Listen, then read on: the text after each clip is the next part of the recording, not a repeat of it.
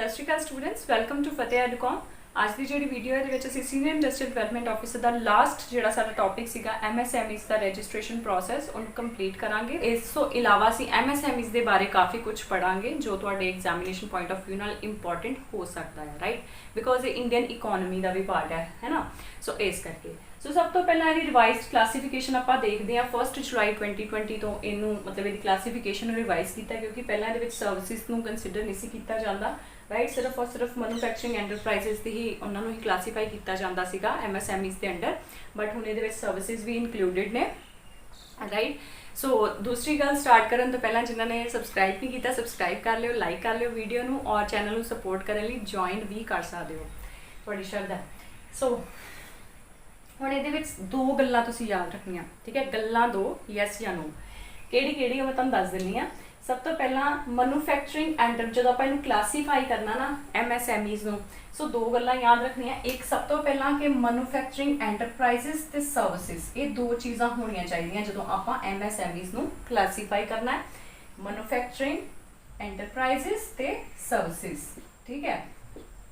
दूसरी गल जी इन्वैसट दो चीज़ां होर देखनियां नाल, एक तो इन्वैसटमेंट इन प्लांट जो आप MSMEs नूं क्लासीफाई करना है तो सानू ये दो क्राइटेरिया जिहड़े है कंपोजिट क्राइटेरिया इन्हां नूं आपां बोल सकते हैं होलसम, कि सानू ये दो क्राइटेरिया चाहिए ही चाहिए जो आप MSMEs नूं क्लासीफाई करते हैं। पहला हैगा आ कि कोई भी जिहड़ी एंटरप्राइज है उन्हें प्लांट या मशीनरी या इक्विपमेंट दे विच कितना इन्वैसट कीता है, ठीक है, एंड दूसरी गल उहदा एनुअल टर्नओवर कितना है, राइट। सो दो क्राइटेरिया, सब तो पहला मैन्युफैक्चरिंग एंटरप्राइजेस ते सर्विसिज होने चाहिए जो आप MSMEs की गल करते हैं, तो दूसरी गल जो कंपोजिट क्राइटेरिया आ MSMEs नूं क्लासीफाई करन दा, उहदे च दो चीज़ों का ध्यान रखा जाता है कि एक उन्हें इन्वैसटमेंट कितनी है प्लांट मशीनरी और इक्विपमेंट दे विच, ते दूसरा उहदी एनुअल टर्नओवर कितनी है, राइट। सो उहदे विच आपां फिर इन्हां इस क्राइटेरिया के हिसाब दे नाल इन्हां फिर आपां क्लासीफाई करते हैं, यानी कि micro small medium enterprises. Micro enterprises जड़ियाँ मैन्युफैक्चरिंग भी हो सकदियां या सर्विसिज प्रोवाइड करदियां भी हो सकदियां आ। उहदे लई की क्राइटेरिया आ कि इन्वैसटमेंट इन प्लांट मशीनरी और इक्विपमेंट जी 1 करोड़ तो ज़्यादा नहीं होनी चाहिए, एंड एनुअल टर्नओवर जी 5 करोड़ तो ज़्यादा नहीं होनी चाहिए। दैन उस तो बाद स्मॉल एंटरप्राइजेस जड़ियाँ मैन्युफैक्चरिंग या सर्विसिज के डील करदियां होण, उहदे विच इन्वैसटमेंट इन प्लांट मशीनरी और इक्विपमेंट 10 करोड़ तो ज़्यादा नहीं होनी चाहिए, तो एनुअल टर्नओवर जी है 50 करोड़ तो ज़्यादा नहीं होनी चाहिए। दैन उस तो बाद मीडियम एंटरप्राइजेस की जो आप गल करांगे जी कि मैन्युफैक्चरिंग एंटरप्राइज भी हो सकती है या सर्विसिज प्रोवाइड करने वाली भी हो सकती है। सो उस केस के विच investment in plant machinery equipment 50 crore तो ज़्यादा नहीं होनी चाहिए, तो एनुअल टर्नओवर 250 तो ज़्यादा नहीं होनी चाहिए। हुण इनू तुसीं टेबल नू इस तरह ही याद कर लियो, ठीक है, इनू मतलब इदां सॉरी 1 10 50, ठीक है, तो उधरों 5 50 ते 250 आ टेबल तुसीं अपने दिमाग च रख लियो, ठीक है। माइक्रो स्मॉल मीडियम 1 10 50 5 50 250, तो ये तुहानूं फिर याद हो जाएगा कि ये इन्वैसटमेंट ये एनुअल टर्नओवर ਇਹਦਾ पूरे का मैं शॉर्ट फॉर्म बना दी है, राइट। सो इन्हू साइड पर बना लियो ताकि ये तुहानूं बिल्कुल रट्टा वज जाए इहदा। सो नोट डाउन कर लो प्लीज़। हुण आपां गल करते हैं MSMEs रजिस्ट्रेशन प्रोसैस की। सो सब तो पहला रजिस्टर कराने वास्ते एक जिहड़ा गवर्नमेंट ऑफ इंडिया या सेंट्रल गवर्नमेंट के द्वारा एक एंटरप्राइज जिहड़ी है उद्यम, ठीक है, वो फैसिलिटेट करता है। सो उद्यम की एक बेसिकली पोर्टल है, it is a registration portal, ये MSMEs जाके जो रजिस्टर करवादियां ने, और ये रजिस्ट्रेशन जी होंगी है this is based on self declaration, ठीक है, तुम खुद डिक्लेयर करते हैं, और ये कोई भी प्रूफ जी है वो रिक्वायरमेंट नहीं होंगी, सिर्फ आधार जोड़ा है चल जाता है, ठीक है। हुण जो तुम आधार कार्ड के नाल अपनी जो डिटेल भरोगे तो अजकल तुहानूं पता आधार जोड़ा है पैन कार्ड के नाल कनैक्टेड ने, राइट। सो जो जो भी एंटरप्राइजेज है चाहे वो मैन्युफैक्चरिंग डील करते हैं चाहे सर्विसिज के जो रजिस्टर कराती है, ठीक है, जो अपनी पैन डिटेल्स भरदी है आधार डिटेल्स भरदी है, तो ये जो पोर्टल है ऑटोमैटिकली वो पैन और वो GST नाल रिलेटेड जो डिटेल्स है वेरियस गवर्नमेंट डाटाबेसिस तो चुक लेंदा है, राइट। सो ये जो सिस्टम है उद्यम पोर्टल का ये मतलब पूरी तरह नाल इंटीग्रेटेड है इनकम टैक्स के नाल, ठीक है, ਇਨਕਮ ਟੈਕਸ ਦੇ ਨਾਲ ਤੇ ਨਾਲ ਹੀ ਇਹਦੇ ਨਾਲ ਜਿਹੜਾ ਤੁਹਾਡਾ GST ਦਾ ਸਿਸਟਮ ਹੈ, ਇਹ ਦੋਵੇਂ ਸਿਸਟਮਸ ਦੇ ਨਾਲ ਇਹ ਪੂਰੀ ਤਰ੍ਹਾਂ ਨਾਲ ਇੰਟੀਗ੍ਰੇਟਿਡ ਹੈ। ਸੋ ਕਿੰਨੀ ਤੁਸੀਂ ਇੱਕ ਪਲਾਂਟ ਮਸ਼ੀਨਰੀ ਜਾਂ ਇਕੁਇਪਮੈਂਟ ਦੇ ਵਿੱਚ ਇਨਵੈਸਟ ਕਰਦੇ ਹੋ, ਤੁਹਾਡੀ ਕਿੰਨੀ ਐਨੂਅਲ ਟਰਨਓਵਰ ਹੈ, ਜਦੋਂ ਤੁਸੀਂ ਰਜਿਸਟਰ ਕਰਨਾ ਹੈ ਇਹਨੇ ਆਟੋਮੈਟਿਕਲੀ ਜਿਹੜਾ ਆ ਵੇਰੀਅਸ ਗਵਰਨਮੈਂਟ ਸਾਈਟਸ ਦੇ ਉੱਤੋਂ ਡਾਟਾ ਜਿਹੜਾ ਚੁੱਕ ਲੈਣਾ ਹੈ। ਠੀਕ ਹੈ, ਸੋ ਇਹਦੇ ਵਾਸਤੇ ਕੋਈ ਵੀ ਪ੍ਰੂਫ ਰਿਕੁਆਇਰਡ ਨਹੀਂ ਹੈ, ਓਨਲੀ ਆਧਾਰ ਸਫੀਸ਼ੀਐਂਟ ਹੈ। ਸੋ ਇਹ ਜ਼ਰੂਰ ਯਾਦ ਰੱਖਣ ਵਾਲੀ ਗੱਲ ਹੈ। ਪਲੱਸ ਇਹਦੀ ਜਿਹੜੀ ਰੀਨਿਊਅਲ ਦੀ ਹੈ, ਰਜਿਸਟ੍ਰੇਸ਼ਨ ਨੂੰ ਰੀਨਿਊ ਜਦੋਂ ਕਰਾਉਣਾ ਹੁੰਦਾ ਆ, ਇਹਦੀ ਕੋਈ ਜ਼ਰੂਰਤ ਨਹੀਂ ਪੈਂਦੀ। ਵਨ ਟਾਈਮ ਰਜਿਸਟ੍ਰੇਸ਼ਨ ਹੈ, ਨੋ ਨੀਡ ਫॉर ਰੀਨਿਊਅਲ। ਔਰ ਜਿਹੜੀ ਰਜਿਸਟ੍ਰੇਸ਼ਨ ਹੈ it is absolutely free of cost, just like my lectures. ठीक है, ये बिल्कुल फ्री ऑफ कॉस्ट है रजिस्ट्रेशन, मेरे लिए कोई पैसा नहीं देना पैंदा। दूसरी गल, ਜਦੋਂ ਤੁਸੀਂ ਹੁਣ ਰਜਿਸਟ੍ਰੇਸ਼ਨ ਕੰਪਲੀਟ ਕਰ ਲਈ, ਉਸ ਤੋਂ ਬਾਅਦ ਤੁਹਾਨੂੰ ਇੱਕ ਪਰਮਾਨੈਂਟ ਰਜਿਸਟ੍ਰੇਸ਼ਨ ਨੰਬਰ ਜਿਹੜਾ ਦੇ ਦਿੱਤਾ ਜਾਊਗਾ, ਜਿਹਨੂੰ ਉਦਿਆਮ ਰਜਿਸਟ੍ਰੇਸ਼ਨ ਨੰਬਰ ਬੋਲਦੇ ਆ, ਰਾਈਟ। ਹੁਣ ਜਦੋਂ ਤੁਹਾਡਾ ਰਜਿਸਟ੍ਰੇਸ਼ਨ ਪ੍ਰੋਸੈਸ ਕੰਪਲੀਟ ਹੋ ਗਿਆ, ਫਿਰ ਤੁਹਾਨੂੰ ਇੱਕ ਆਨਲਾਈਨ ਸਰਟੀਫਿਕੇਟ ਜਾਂ ਈ ਸਰਟੀਫਿਕੇਟ ਜਿਹੜਾ ਹੈ, ਜਿਹਨੂੰ ਆਪਾਂ ਉਦਿਆਮ ਸਰਟੀਫਿਕੇਟ ਵੀ ਬੋਲਦੇ ਆ, ਉਹ ਤੁਹਾਨੂੰ ਇਸ਼ੂ ਹੋ ਜਾਏਗਾ। ਔਰ ਇਸ ਸਰਟੀਫਿਕੇਟ ਦੇ ਉੱਤੇ ਇੱਕ QR ਕੋਡ ਜਿਹੜਾ ਆ ਦਿੱਤਾ ਹੋਊਗਾ, ਔਰ ਉਹ QR ਕੋਡ ਜਿਹੜਾ ਤੁਹਾਨੂੰ ਹੈਲਪ ਕਰੇਗਾ ਜਿਹੜੀਆਂ ਡਿਫਰੈਂਟ ਏਜ ਪੋਰਟਲ ਦੇ ਉੱਤੇ ਵੈਬ ਪੇਜਿਸ ਨੇ ਉਹਨਾਂ ਨੂੰ ਐਕਸੈਸ ਕਰਨ ਲਈ। ਔਰ ਜਿਹੜਾ ਮਤਲਬ ਜੋ ਵੀ ਕਿਸੇ ਐਂਟਰਪ੍ਰਾਈਜ਼ ਦੇ ਵਿੱਚ ਕਿੰਨੀ ਇਨਵੈਸਟਮੈਂਟ ਹੋਈ ਹੈ ਪਲਾਂਟ ਮਸ਼ੀਨਰੀ ਇਕੁਇਪਮੈਂਟ ਦੇ ਵਿੱਚ ਜਾਂ ਸਰਵਿਸਿਜ਼ ਦੇ ਵਿੱਚ, ਜਾਂ ਕਿੰਨੀ ਐਨੂਅਲ ਟਰਨਓਵਰ ਹੈ, ਉਹ ਇਸ QR ਕੋਡ ਦੀ ਹੈਲਪ ਨਾਲ ਐਕਸੈਸ ਕੀਤੀ ਜਾ ਸਕਦੀ ਹੈ, ਰਾਈਟ। ਸੋ ਇਹ ਕੁਝ ਪੁਆਇੰਟਸ ਯਾਦ ਰੱਖਣੇ ਆ। ਨਾਲ ਹੀ ਤੁਹਾਨੂੰ ਇਹ ਵੀ ਦੱਸ ਦਵਾਂ ਕਿ ਜਿਹੜਾ ਪੈਨ ਤੇ GST ਹੈ, ਯਾਨੀ GST ਆਇਡੈਂਟੀਫਿਕੇਸ਼ਨ ਨੰਬਰ ਹੈ, ਇਹ ਗਵਰਨਮੈਂਟ ਨੇ ਮੈਂਡੇਟਰੀ ਕਰਤਾ ਹੈ with effect from 1 April 2021, right. 2021 ਤੋਂ ਇਹ ਮੈਂਡੇਟਰੀ ਹੈ ਪ੍ਰੋਵਾਈਡ ਕਰਨਾ ਪੈਨ ਤੇ GST ਆਇਡੈਂਟੀਫਿਕੇਸ਼ਨ ਨੰਬਰ। ਤੇ ਇਸ ਦੇ ਨਾਲ ਤੁਹਾਨੂੰ ਦੱਸ ਦਵਾਂ ਕਿ ਕੋਈ ਵੀ ਜਿਹੜੀ ਐਂਟਰਪ੍ਰਾਈਜ਼ ਹੈ, ਠੀਕ ਹੈ, ਚਾਹੇ ਉਹ ਮੈਨੂਫੈਕਚਰਿੰਗ ਡੀਲ ਕਰਦੀ ਹੈ, ਚਾਹੇ ਸਰਵਿਸਿਜ਼ ਦੇ ਵਿੱਚ ਡੀਲ ਕਰਦੀ ਹੈ, ਉਹ ਉਦਿਆਮ ਪੋਰਟਲ ਦੇ ਉੱਤੇ ਸਿਰਫ ਇੱਕੋ ਵਾਰ ਹੀ ਰਜਿਸਟਰ ਕਰ ਸਕਦੀ ਹੈ। ਵਨ ਟਾਈਮ ਰਜਿਸਟ੍ਰੇਸ਼ਨ ਆ ਇਹਦੇ ਲਈ, ਠੀਕ ਹੈ। ਸੋ ਮੰਨ ਲਓ ਕੱਲ ਉਹ ਹੋਰ ਜ਼ਿਆਦਾ ਮਤਲਬ ਆਪਣੇ ਵਿੱਚ ਕੁਝ ਮੈਨੂਫੈਕਚਰਿੰਗ ਯੂਨਿਟਸ ਐਡ ਕਰਦੀ ਆ ਜਾਂ ਸਰਵਿਸਿਜ਼ ਐਡ ਕਰਦੀ ਆ, ਸੋ ਉਸ ਕੇਸ ਦੇ ਵਿੱਚ ਉਹ ਨਾਲ ਹੀ ਇਸੇ ਨੰਬਰ ਦੇ ਵਿੱਚ ਹੀ ਉਹ ਆਪਣਾ ਸਪੈਸੀਫਾਈ ਕਰਦੀ ਜਾਏਗੀ, ਐਡ ਆਨ ਕਰਦੀ ਜਾਏਗੀ, ਕੋਈ ਅਲੱਗ ਨਾਲ ਉਦਿਆਮ ਜਿਹੜਾ ਰਜਿਸਟ੍ਰੇਸ਼ਨ ਹੈ ਉਹ ਨਹੀਂ ਕਰੇਗੀ। ਸੋ ਇਹਨਾਂ ਤੁਸੀਂ ਨੋਟ ਡਾਊਨ ਕਰ ਲਓ ਫਿਲਹਾਲ, ਔਰ ਜਿਹੜੇ ਮੈਂ ਪੁਆਇੰਟਸ ਦੱਸੇ ਉਹ ਵੀ ਨਾਲ ਨੋਟ ਡਾਊਨ ਕਰ ਲੈਣਾ। ਹੁਣ ਆਪਾਂ ਕੁਝ ਅਸਿਸਟੈਂਸ ਜਿਹੜੀ MSMEs ਨੂੰ ਗਵਰਨਮੈਂਟ ਆਫ ਇੰਡੀਆ ਦੀ ਤਰਫ ਤੋਂ ਹੈ ਉਹਦੇ ਬਾਰੇ ਡਿਸਕਸ ਕਰਾਂਗੇ। ਸਭ ਤੋਂ ਪਹਿਲਾਂ ਹੈਗਾ credit and financial assistance for MSMEs, right. So ਇਹਦੇ ਵਿੱਚ ਸਭ ਤੋਂ ਪਹਿਲਾਂ ਆਉਂਦਾ ਹੈ prime minister employment generation programme, right. So ਇਹ ਪ੍ਰੋਗਰਾਮ ਜਿਹੜਾ ਗਵਰਨਮੈਂਟ ਆਫ ਇੰਡੀਆ ਦੀ ਤਰਫ ਸੇ ਲਾਂਚ ਕੀਤਾ ਗਿਆ ਸੀਗਾ, ਇਹਦੇ ਵਿੱਚ ਇਹਨਾਂ ਨੇ ਮਤਲਬ ਜਿਹੜੇ ਸੈਲਫ ਐਮਪਲੋਇਮੈਂਟ ਪ੍ਰੋਜੈਕਟਸ ਹੈ ਉਹਨਾਂ ਨੂੰ ਟਾਰਗੇਟ ਕੀਤਾ ਗਿਆ ਆ ਇਨ ਦਾ ਨੌਨ ਫਾਰਮ ਸੈਕਟਰਸ। ਹੁਣੇ ਆਪਾਂ ਡਿਟੇਲ ਦੇ ਵਿੱਚ ਥੋੜਾ ਜਿਹਾ ਪੜਾਂਗੇ ਇਹਨੂੰ। ਨੌਨ ਫਾਰਮ ਸੈਕਟਰਸ ਦੇ ਵਿੱਚ ਜਿਹੜੇ ਮਤਲਬ ਸੈਲਫ ਐਮਪਲੋਇਮੈਂਟ ਪ੍ਰੋਜੈਕਟਸ ਆ ਉਹਨਾਂ ਨੂੰ ਐਨਕਰੇਜ ਕਰਨ ਵਾਸਤੇ, ਠੀਕ ਹੈ। ਸੋ ਖਾਦੀ ਵਿਲੇਜ ਇੰਡਸਟਰੀਅਲ ਕਮਿਸ਼ਨ ਜਿਹੜਾ ਆ ਉਹ ਇਹਦੇ ਲਈ ਇਹਦੇ ਇੰਪਲੀਮੈਂਟੇਸ਼ਨ ਲਈ ਨੈਸ਼ਨਲ ਲੈਵਲ ਦੇ ਉੱਤੇ ਇਹ ਨੋਡਲ ਏਜੰਸੀ ਹੈ, ਰਾਈਟ। ਦੈਨ ਉਸ ਤੋਂ ਬਾਅਦ ਆਉਂਦਾ ਹੈ credit linked capital subsidy for technological upgradation. ਤੇ ਨਾਮ ਤੋਂ ਹੀ ਪਤਾ ਲੱਗ ਰਿਹਾ ਕਿ ਟੈਕਨੋਲੋਜੀ ਦੀ MSMEs ਦੇ ਲਈ ਇੱਕ ਤਾਂ ਉਹਨਾਂ ਨੂੰ ਟੈਕਨੋਲੋਜੀ ਪ੍ਰੋਵਾਈਡ ਕਰਨਾ ਜਾਂ ਉਹਨਾਂ ਨੂੰ ਅਪਗ੍ਰੇਡ ਕਰਨਾ ਵਿਦ ਟੈਕਨੋਲੋਜੀ, ਤੇ ਉਹਦੇ ਵਾਸਤੇ ਕੀ ਹੈ ਕ੍ਰੈਡਿਟ ਲਿੰਕਡ ਕੈਪੀਟਲ ਸਬਸਿਡੀ, ਮਤਲਬ ਜਿੰਨਾ ਉਹ ਲੋਨ ਲੈਣਗੇ ਉਹਦੇ ਹਿਸਾਬ ਦੇ ਨਾਲ ਉਹਨਾਂ ਨੂੰ ਕੁਛ ਦੇ ਉੱਤੇ, ਜੇਕਰ ਉਹ ਟੈਕਨੋਲੋਜੀਕਲ ਅਪਗ੍ਰੇਡੇਸ਼ਨ ਦੇ ਲਈ ਲੈ ਰਹੇ ਨੇ ਸੋ ਉਹਦੇ ਉੱਤੇ ਉਹਨਾਂ ਨੂੰ ਕੁਛ ਸਬਸਿਡੀ ਪ੍ਰੋਵਾਈਡ ਕਰਨੀ।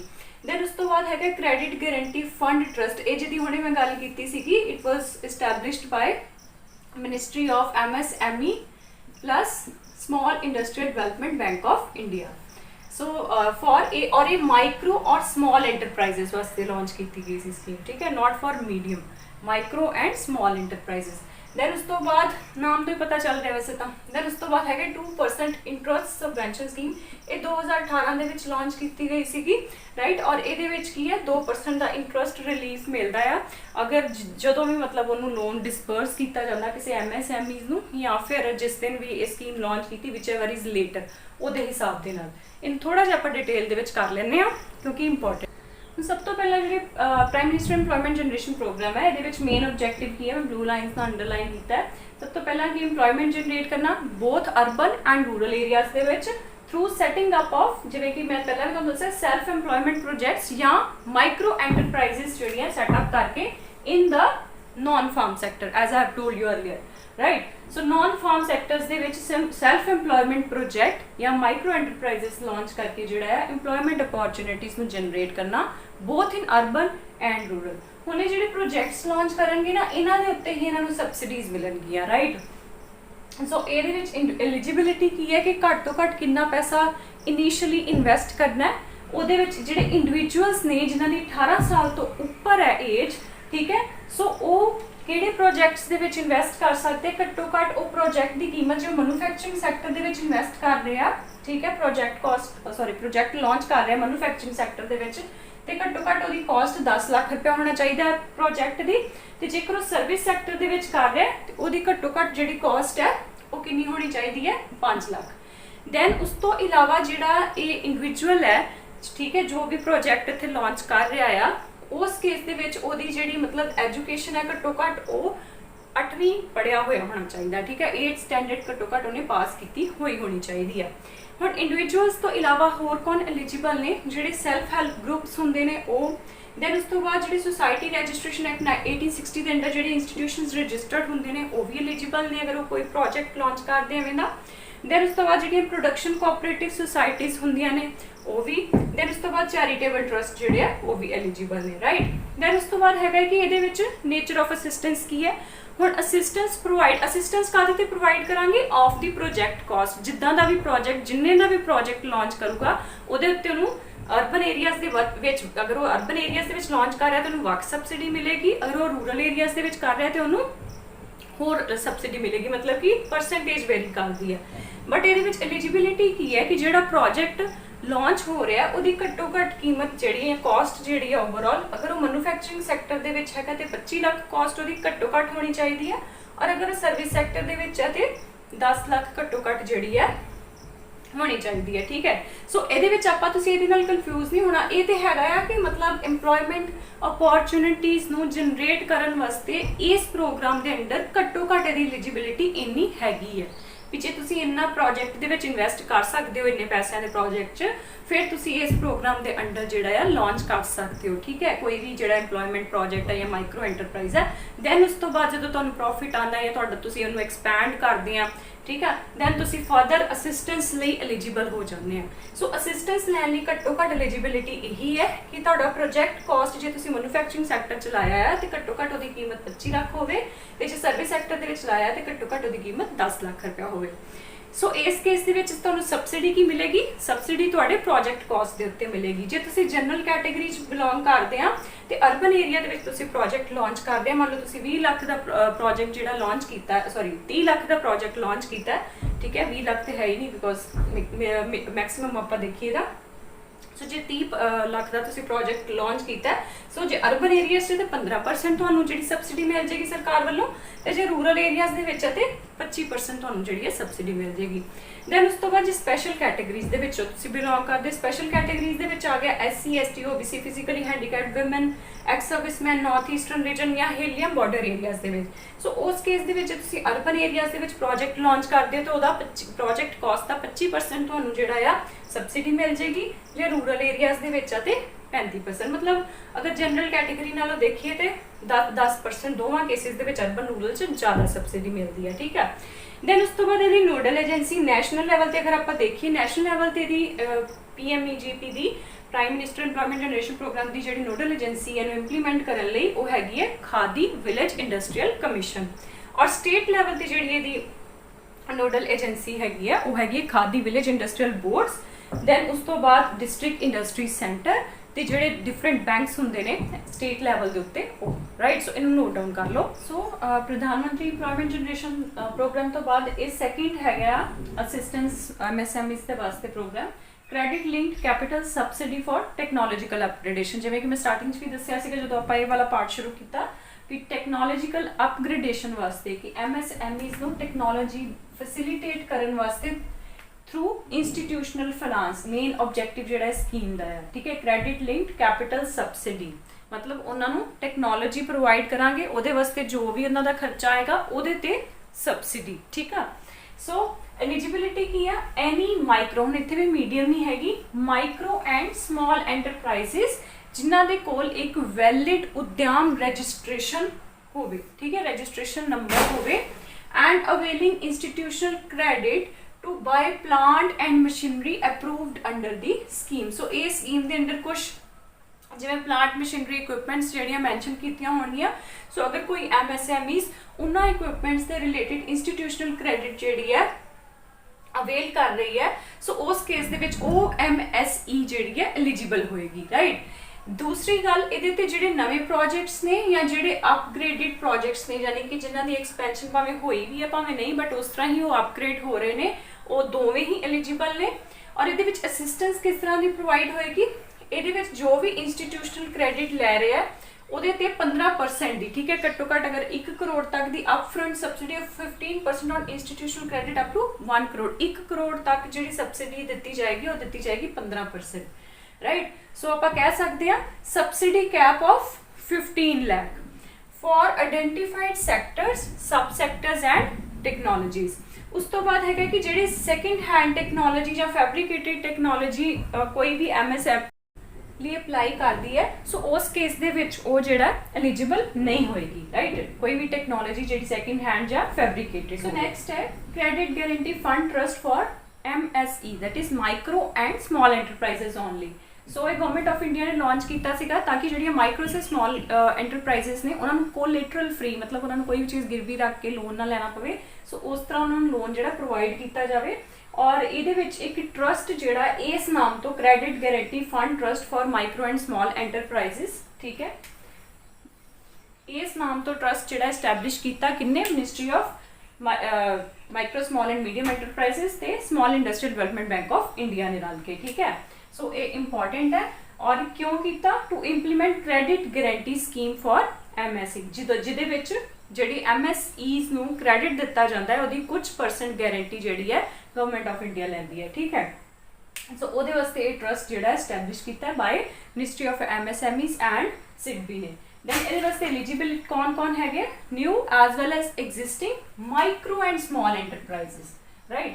then ਉਸ ਤੋਂ ਬਾਅਦ ਅਸਿਸਟੈਂਸ ਕਿਸ ਤਰ੍ਹਾਂ ਦੀ ਹੈ ਇਹਦੇ ਵਿੱਚ ਜਿਹੜੇ ਲੌਂਗ ਟਰਮ ਲੋਨਸ ਹੁੰਦੇ ਨੇ ਜਿਨ੍ਹਾਂ ਨੂੰ ਆਪਾਂ ਟਰਮ ਲੋਨਸ ਵੀ ਬੋਲਦੇ ਆ ਉਹਨਾਂ ਦੇ ਵਾਸਤੇ, ਐਂਡ ਜਿਹੜੇ ਵਰਕਿੰਗ ਕੈਪੀਟਲ ਲੋਨਸ ਹੁੰਦੇ, ਵਰਕਿੰਗ ਕੈਪੀਟਲ ਮਤਲਬ ਜਿਹੜੇ ਆਪਾਂ ਡੇਲੀ ਬੇਸਿਸ ਦੇ ਉੱਤੇ ਜੋ ਪੈਸਾ ਵਰਤਦੇ ਆ ਉਹਦੇ ਵਾਸਤੇ ਵੀ ਸਾਨੂੰ ਡੇਲੀ ਬੇਸਿਸ ਤੇ ਜੋ ਐਕਟੀਵਿਟੀਜ਼ ਕਰਦੇ ਆ ਉਹਦੇ ਲਈ ਜੋ ਸਾਨੂੰ ਪੈਸਾ ਚਾਹੀਦਾ ਉਹਨੂੰ ਆਪਾਂ ਵਰਕਿੰਗ ਕੈਪੀਟਲ ਕਹਿ ਦਿੰਦੇ ਆ.